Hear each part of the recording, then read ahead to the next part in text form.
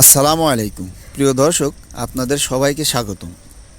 আপনি কি ভাবছেন গরু পালন করে নিজের পায়ে দাঁড়ানো সম্ভব কিনা? বাংলাদেশের বর্তমান প্রেক্ষাপটে এটি একটি গুরুত্বপূর্ণ প্রশ্ন।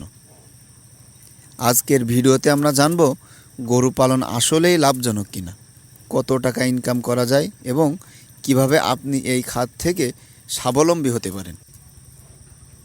চলুন শুরু করি। বাংলাদেশে গরু পালন বহু বছর ধরে একটি জনপ্রিয় পেশা। গ্রামাঞ্চল থেকে শহর সব জায়গাতেই এর চাহিদা রয়েছে।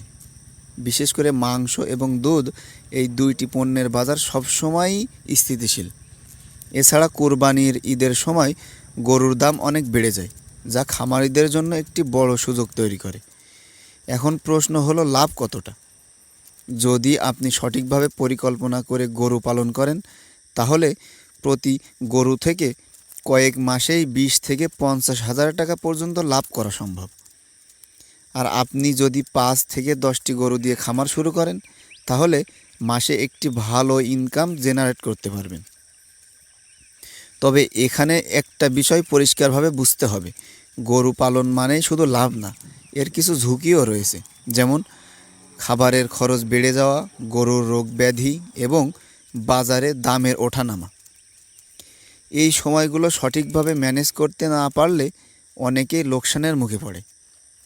তাই সফল হতে হলে কিছু গুরুত্বপূর্ণ বিষয় মেনে চলতেই হবে। প্রথমত, ছোট থেকে শুরু করুন। শুরুতেই বড় বিনিয়োগ না করে 2 থেকে 3টি গরু দিয়ে শুরু করাই ভালো। দ্বিতীয়ত, খাবারের খরচ কমানোর চেষ্টা করা। নিজেদের জমিতে ঘাস উৎপাদন করলে খরচ অনেকটাই কমে যাবে। তৃতীয়ত, গরুর সঠিক যত্ন নিতে হবে।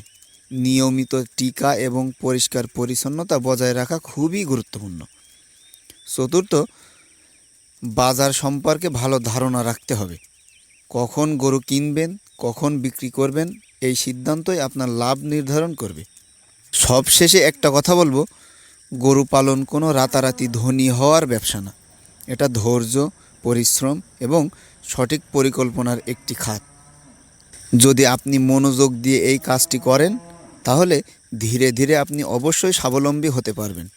ভিডিওটি যদি আপনার ভালো লাগে, তাহলে লাইক, কমেন্ট এবং শেয়ার করতে ভুলবেন না। আর এই ধরনের আরও তথ্যবহুল ভিডিও পেতে আমাদের চ্যানেলটি সাবস্ক্রাইব করুন। সবাই ভালো থাকুন, সুস্থ থাকুন। আল্লাহ হাফেজ।